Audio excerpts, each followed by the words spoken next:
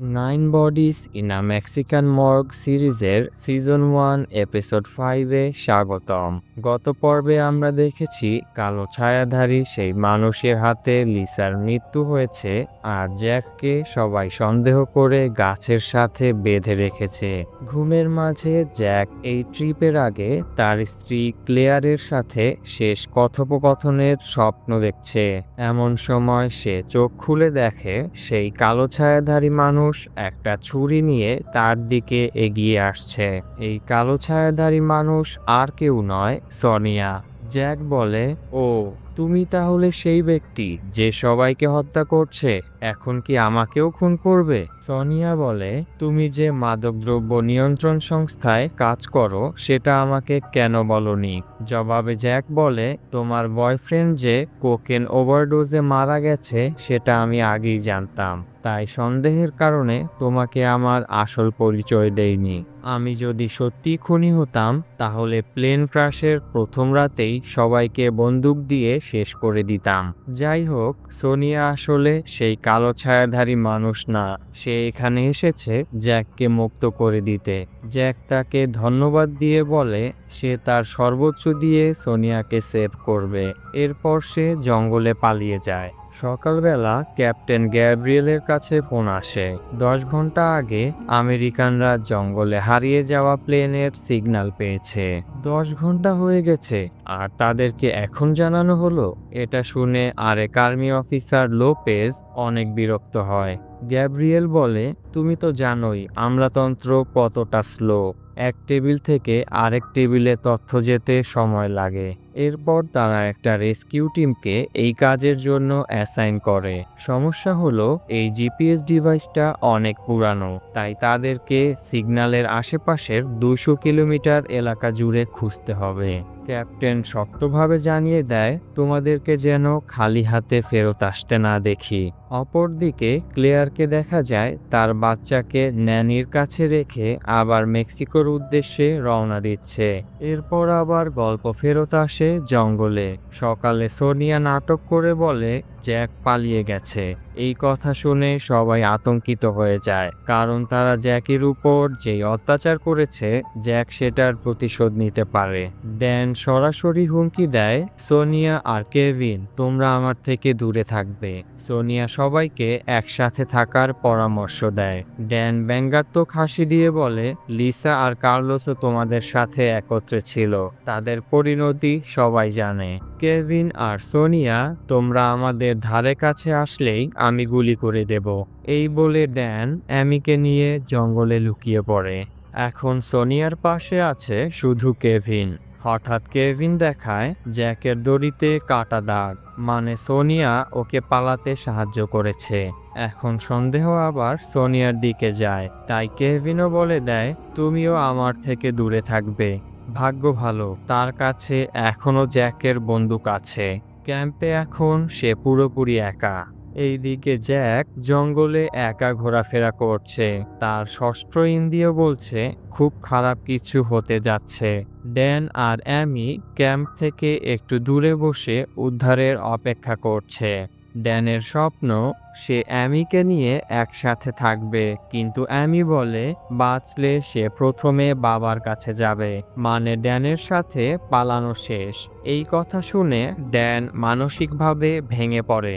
দূরে military base থেকে জঙ্গলের উদ্দেশ্যে একটা হেলিকপ্টার পাঠানো হয়, কিন্তু এত ঘন জঙ্গলে রেস্কিউ অপারেশন যেন খড়ের গাদায় সুই খোঁজার মতো। এই সময় জঙ্গলে গাছের পাতায় রক্ত ফুটে ওঠে। অ্যামি ড্যানের কাঁধে মাথা রেখে নিস্তব্ধ হয়ে আছে। ড্যান তার জীবনের গল্প বলছে। সে ছোটবেলা থেকেই মানুষকে বোকা বানাতে ওস্তাদ। অ্যামিকেও সে বোকা বানিয়ে তার ফাঁদে ফেলে, কিন্তু অভিনয়ের মাঝে কখন জানি সে অ্যামির প্রেমে পড়ে যায়। এরকম ইমোশনাল কথাবার্তার মাঝে আমরা দেখতে পাই জঙ্গলের একটা জায়গায় অনেকগুলো পাখি জড়ো হচ্ছে। কেভিন, জ্যাক আর সোনিয়া পাখিদের শব্দ শুনে দৌড়ে সেই জায়গায় আসে। তারা দেখতে পায় ড্যান আর অ্যামির পিঠ থেকে রক্ত পড়ছে। তাদেরকে কেউ পেছন থেকে অনেকগুলো গুলি করেছে। এখন মাত্র 3 জন বাকি। তিনজনই একে অপরকে সন্দেহ করছে। সোনিয়া আর কেভিন একে অপরের দিকে বন্দুক তাক করে। ঠিক তখন হেলিকপ্টারের শব্দ শোনা যায়, কিন্তু কুয়াশা আর গাছের কারণে রেস্কিউ টিম তাদেরকে দেখতে পায় না। তাই সুযোগ হাতছাড়া হয়। জ্যাক আগুন জ্বালানোর প্রস্তাব দেয়, যাতে এর ধোঁয়া দেখে উদ্ধারকারীরা তাদের খুঁজে বের করতে পারে। লিসার বন্দুকে আছে মাত্র একটি গুলি, অপরদিকে সোনিয়ার কাছে থাকা জ্যাকের বন্দুক ফুললি লোডেড। তাই সোনিয়ার হুমকিতে কেভিন অস্ত্র ফেলে দেয়। সোনিয়া পরামর্শ দেয় তারা পাহাড়ের উপরে উঠে আগুন জ্বালিয়ে সিগন্যালের জন্য ধোঁয়া তৈরি করবে, কিন্তু কেভিন তাদের সাথে যেতে চায় না। সে ভয় পায় সোনিয়া আর জ্যাক একজোট, তারা দুজন মিলেই হয়তো এই খুনগুলো করছে। পরের সিনে দেখা যায় ক্লেয়ার মেক্সিকোতে পৌঁছে গেছে, কিন্তু এয়ারপোর্ট পুলিশ আমেরিকান এজেন্ট হওয়ার কারণে তাকে ক্লিয়ারেন্স দিতে চাচ্ছে না। তাই ক্লেয়ার বলে, কয়দিন আগে যেই প্লেন এখানে ক্র্যাশ করেছে সেই প্লেনে আমার স্বামী ছিল, আমি এজন্যই এখানে এসেছি। এটা শুনে পুলিশ একটু নরম হয় এবং তাকে আপাতত একটা হোটেলে থাকতে বলে। উপরের মহল থেকে অনুমতি এলেই তাকে শহরের বাইরে যেতে দেওয়া হবে। এরপর গল্প ফেরে আবার জঙ্গলে। সোনিয়া জ্যাককে নিয়ে পাহাড়ের উপরে উঠছে।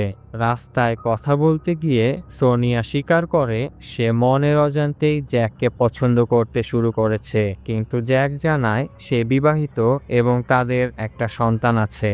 হঠাৎ জঙ্গলের ভেতর গুলির শব্দ শোনা যায়, তাই দুজনে আবার ছুটে যায় জঙ্গলে। সেখানে গিয়ে দেখা যায় জলাধারের উপর কেভিনের লাশ পড়ে আছে, তার মুখ পুরো বিকৃত। এখন স্পষ্ট হয়ে যায় খুনি ছিল বাইরের কেউ। অন্ধকার নেমে আসছে, তাই তারা সিদ্ধান্ত নেয় সকালে আবার পাহাড়ের উদ্দেশ্যে রওনা দেবে। রাতে তারা প্লেনের কেবিনে আশ্রয় নেয় এবং প্লেনের দরজা শক্তভাবে তার দিয়ে আটকে দেয়। গভীর রাতে সেই কালো ছায়াধারী মানুষ কোরাকে ফোন দেয় এবং তার পরবর্তী প্ল্যান জানায়। জঙ্গলে নবম দিন সকালে বেঁচে আছে শুধুমাত্র জ্যাক আর সোনিয়া। তারা পাহাড়ের উপরে উঠে দেখে জিপিএস ডিভাইস এখনো কাজ করছে। হঠাৎ তারা বুঝতে পারে এই পাহাড়ের উপরে কেউ তাদের ফলো করছে, তাই সোনিয়া একটু সামনে এগিয়ে দেখতে যায়। পরের মুহূর্তেই পেছন থেকে সেই কালো ছায়াধারী মানুষ এসে তার মাথায় আঘাত করে। সোনিয়া অজ্ঞান হয়ে যায়। কালো ছায়াধারী সেই মানুষটা এরপর বন্দুক নিয়ে জ্যাকের সামনে দাঁড়ায়। সে কার্লোসের মাস্ক পরে আছে। জ্যাক বুঝে যায় এই লোক তাকেও খুন করবে, তাই সে ভয়ে পাহাড়ের কিনারায় পৌঁছে যায়। লোকটা জ্যাকের উপর পরপর দুইটা গুলি করে এবং জ্যাক পাহাড় থেকে নিচে পড়ে যায়। কিছুক্ষণ পর সোনিয়া জেগে ওঠে। লোকটা তার মুখোশ খুললে সোনিয়া চমকে যায়। পরের সেকেন্ডেই তাকেও গুলি করে মেরে ফেলা হয়। সোনিয়ার রিয়াকশন দেখেই বোঝা যায় খুনি এমন কেউ যাকে সে আগে থেকেই চিনত। তার মানে প্লেনের সবাই মারা গেলেও এখনো টুইস্ট থেকে গেছে। পরের এপিসোডে সকল রহস্যের জাল খুলবে।